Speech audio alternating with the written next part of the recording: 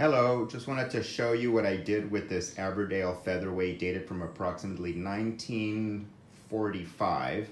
I can't give you the exact date because the serial number on this bike appears to have been either maybe sanded off or maybe just worn off.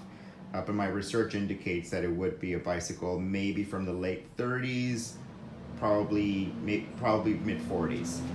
So as I said, it's the Aberdale Featherweight. You can see the name there, the Featherweight.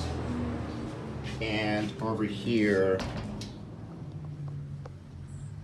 you can see Aberdale. Now, by now, you've noticed that the paint on this bike isn't great. I was tempted to sand it all down and just paint it and start from scratch. But I would have lost all these details. Like, for example, look at the pinstriping there. You know, I didn't want a perfect bike. I just wanted to protect this bike and make it usable again. So what I did was I deoxidized the frame as much as I could, and I'll be applying coats of carnauba wax on it regularly to try to protect it as much as possible. And wherever it might be rusting, I may sand that part down and do a little bit of touch-up paint. So let me start here with the front of the bike. This wheel was a bright yellow when I got the bike, and I acquired the bike through Craigslist for about $100. And I stripped the yellow off that front wheel and I painted it a nice, spray painted it a nice glossy black. And I'm sure some of you already know why somebody would have painted this front wheel yellow, and that's because the front wheel is often the easiest to get stolen. So you make that front wheel as unattractive as possible, and you lessen the odds of having your front wheel gone when you get back to your bike. So I added a whole new light system. This headlight here looks very similar to the one that was on the bike when I bought it, but that there was so much overspray on it that I decided to totally replace it.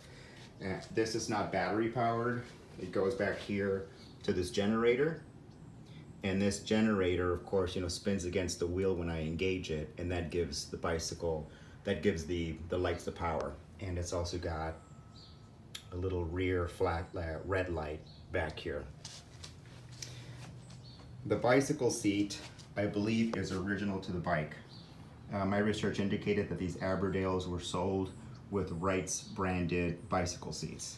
And what's really cool about this seat is that it's got springs in there, and it's padded with horsehair. The back of the seat was completely unstitched from just age. The thread, I guess, just got pulled out. So I restitched that.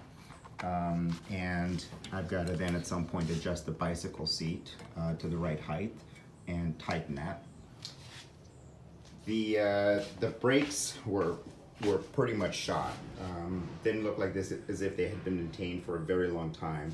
So what I did was I did entirely brand new brake lines, and new brake pads. I was tempted to replace these, these brake, I don't know if you call them calipers, but they work just fine. And even though they're not very attractive, I decided I wanted to keep them on the bike because, as I said, I want to keep the bike as original as possible.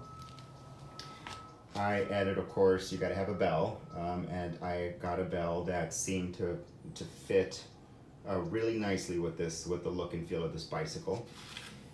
And finally, let me tell you about the gear changer. This bike has a Stormy Archer gear shift. It's 3-speed.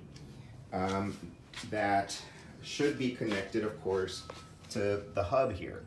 Unfortunately, at some point, that cable broke loose, and this bike has been stuck in 1 speed for who knows how long. So what I plan to do is to fish out the end of that chain in there and route that cable back over here to the handlebars,